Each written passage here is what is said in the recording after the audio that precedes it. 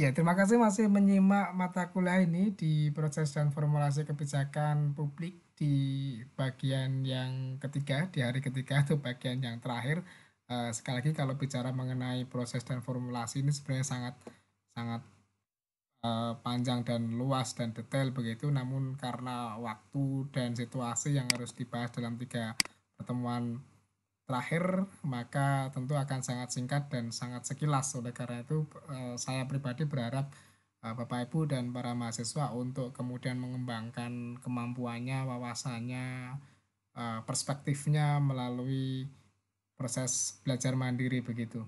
Baik, di sesi yang terakhir ini mari kita membahas mengenai apa saja pendekatan, apa saja tekniknya, dan tahapan dari proses kebijakan. Kemudian nanti kita akan akhiri dengan satu studi kasus begitu tentang kebijakan yang ada di Kabupaten Gunung Kidul.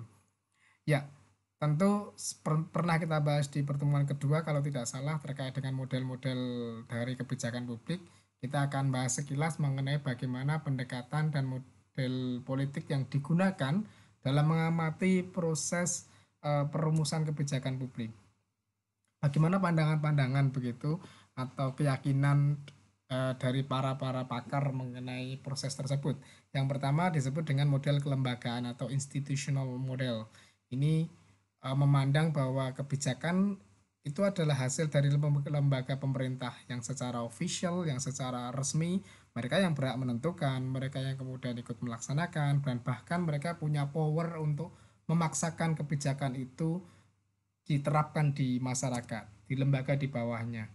Yang kedua memandang bahwa pendekatan proses begitu model proses di mana kebijakan ini suatu proses politis melalui langkah-langkah tertentu yang sudah ditentukan secara idealis. Ini sempat kita bahas sekilas begitu dan nanti akan kita kembangkan apa saja sih langkah-langkah atau tahapan-tahapan dari perumusan kebijakan publik itu.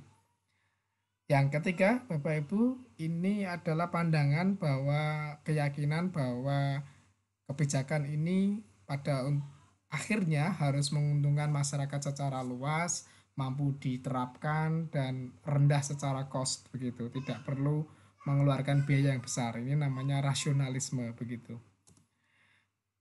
Kemarin kita bahas juga bagaimana model atau orang-orang yang meyakini para aktor yang berpendapat bahwa kebijakan ini merupakan variasi dari kebijakan sebelumnya. Jadi kebijakan yang sudah ada tinggal ditambal sulam begitu, tinggal diubah sesuaikan dengan situasi yang ada saat ini, kemudian diterapkan. Biasanya ini kebijakan yang bersifat eh, sementara begitu ya.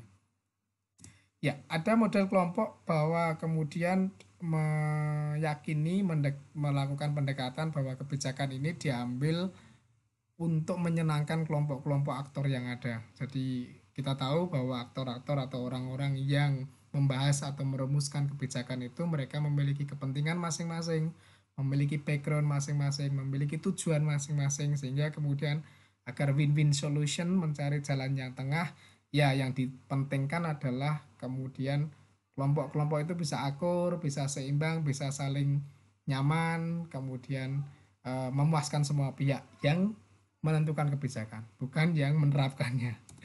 Ya, model elit ini lebih eksklusif lagi bahwa di dalam kelompok-kelompok itu tentu ada kelompok yang dominan begitu. Entah itu pemerintah, entah itu mereka yang investor, entah itu mereka yang memiliki kepentingan lebih dominan atau mereka yang mempunyai pengaruh lebih. Sehingga kemudian menyatakan bahwa kebijakan ini sebagai preferensi elit. Kebijakan yang muncul ya mereka yang menguntungkan oleh atau bagi kelompok-kelompok yang paling dominan itu sendiri. Dan ada juga yang meyakini bahwa ada teori atau pendekatan teori permainan game teori di mana kebijakan ini adalah pilihan rasional dalam konteks yang kompetitif.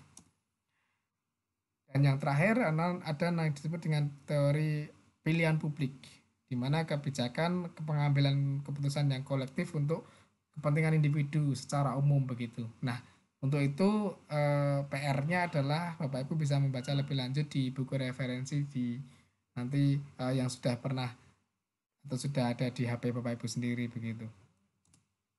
Nah, yang kedua lanjut waktu yang semakin mepet begitu. Ini bicara mengenai bagaimana teknik perumusan masalah kebijakan, bagaimana masalah kebijakan ini dilihat. Ya, dari pertama tentu situasi masalah itu seperti apa.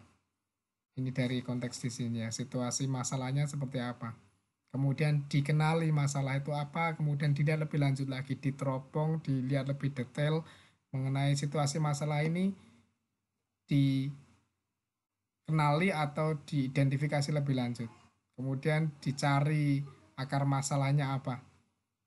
Dikumpulkan semua jenis masalahnya, ini yang kemudian disebut dengan proses meta masalah begitu, segala jenis masalah yang muncul, penyebabnya dan sebagainya. Kemudian setumpuk masalah itu kemudian didefinisikan, disaring, dipilih mana yang kemudian menjadi masalah publik yang kemudian disebut dengan masalah substantif, masalah yang paling inti. Nah, kemudian di situ baru kemudian dimunculkan atau nanti keluar yang disebut dengan masalah formal, masalah perumusan yang bisa diselesaikan dengan kebijakan yang diambil. Contoh sederhana misalnya, situasi masalah yang ada adalah adanya pedagang kaki lima yang mengganggu ketertiban umum, membuat para wisatawan misalnya terganggu, sampah kemana-mana dan sebagainya, maka kemudian ini ada masalah. Nah, dari segala jenis dari masalah itu kemudian dipetakan, segala jenisnya dikumpulkan bersama. Ada masalahnya kenapa? Ada disiplinnya rendah, jumlah pedagangnya yang meningkat, tempatnya yang sangat terbatas, perilakunya yang semrawut, misalnya para pembeli yang tidak mau parkir langsung langsung beli di depan lapak pedagang tersebut sehingga menimbulkan kemacetan, penegakan hukum yang kurang disiplin, hanya sesekali diingatkan misalnya. Kemudian PKL-nya kurang memiliki kesadaran lingkungan, ada PKL pendatang yang juga ikut hadir, ternyata pendidikan mereka rendah, pendapatannya rendah, dan sebagainya. Ini dikumpulkan semua, baru kemudian dipilah menjadi masalah apa sih yang kemudian dianggap substantif. Ya, misalnya terkait kenapa bisa seperti itu, ya nanti dari diskusi dengan para pelakunya begitu akan ketemu misalnya ini ada pendapatan PKL-nya rendah, kemudian tempatnya terbatas, dari sini tinggal beberapa yang diambil. Nah, ketika dilihat masalah formalnya adalah kemudian misalnya ini karena penegakan hukum yang kurang, kemudian tempat PKL yang sangat eh, masalahnya karena tempatnya yang sangat sempit misalnya. Ini sebagai contoh sederhana saja. Nah, lalu bagaimana tahap-tahap formulasi kebijakan? Ada beberapa langkah. Ini tadi dikaitkan dengan pengkajian persoalan dan penentuan tujuan. Ini namanya dalam konteks perumusan masalah. Muncullah masalah yang diinginkan begitu ya, atau yang di permukaan begitu. Kemudian perumusan alternatif sebaiknya bagaimana? Terus bagaimana modelnya? Aturan yang harus diangkat seperti apa? Ini proses peramalan begitu ya. Memprediksi nanti setelah dilakukan kebijakan ini, maka nanti akan seperti apa yang diharapkan dan bagaimana risikonya juga. Kemudian baru rekomendasi dalam konteks aksi kebijakan ini, penetapan kriteria, penilaian alternatif, dan perumusan rekomendasi. Kita lihat misalnya dari konteks pengkajian persoalan ini menemukan dan memahami hakikat persoalan. Kemudian penentuan tujuan tentu apa yang ingin dicapai atau apa yang ingin dihindari secara umum. Kemudian konteks alternatif, ya ini tadi saya sampaikan adalah cara yang dapat dipergunakan untuk mencapai tujuan secara langsung ataupun tidak. Alternatif kebijakan itu muncul karena hasil pengamatan, karena analogi dengan diperbandingkan dengan tempat lain. Kemudian modelnya secara kontekstual adalah menyederhanakannya. Dievaluasi, kemudian disimulasikan. Penentuan kriteria, langkah yang kelima adalah analisa untuk memerlukan kriteria yang jelas dan konsisten.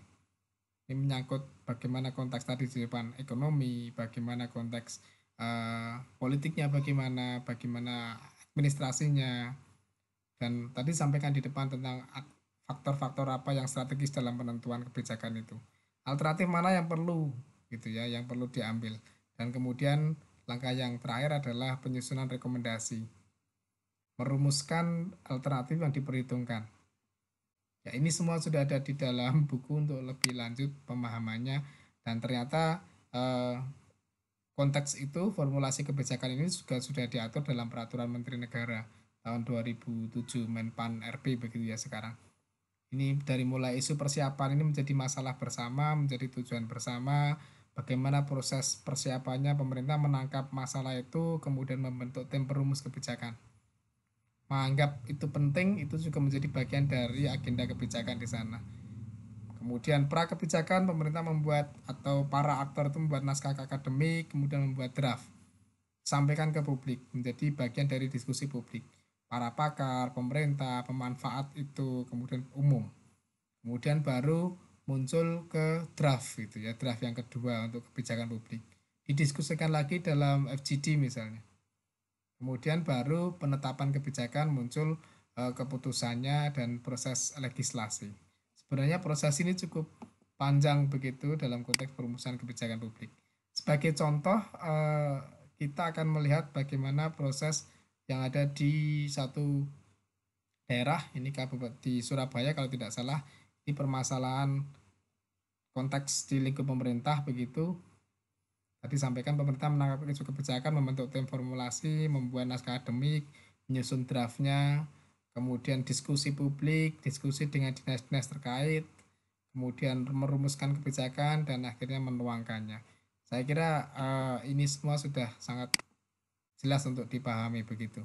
Baik, seperti yang tadi saya sampaikan di depan, kita akan akhiri sesi ini dengan diskusi yang cukup menarik, di mana ini benar-benar muncul begitu kasus ini, di mana untuk mewujudkan pelayanan publik yang bersih dan sejalan dengan Inpres nomor 3 tahun 2003, pemerintah Kabupaten Gunung Kidul telah mengupayakan yang namanya menggunakan e-government, mengembangkan website hingga level kecamatan, bahkan level desa begitu atau yang dikenal dengan sistem informasi desa. Namun ternyata faktanya ada elemen masyarakat yang tidak mampu atau mengalami kesulitan dalam mengadopsi teknologi tersebut, teknologi baru dengan menggunakan website, dengan menggunakan internet. Nah, menurut Bapak Ibu, sebaiknya kebijakan apa yang harus dilakukan begitu? Ya, saya kira menarik untuk kemudian mari kita bahas bersama. Matur nuwun.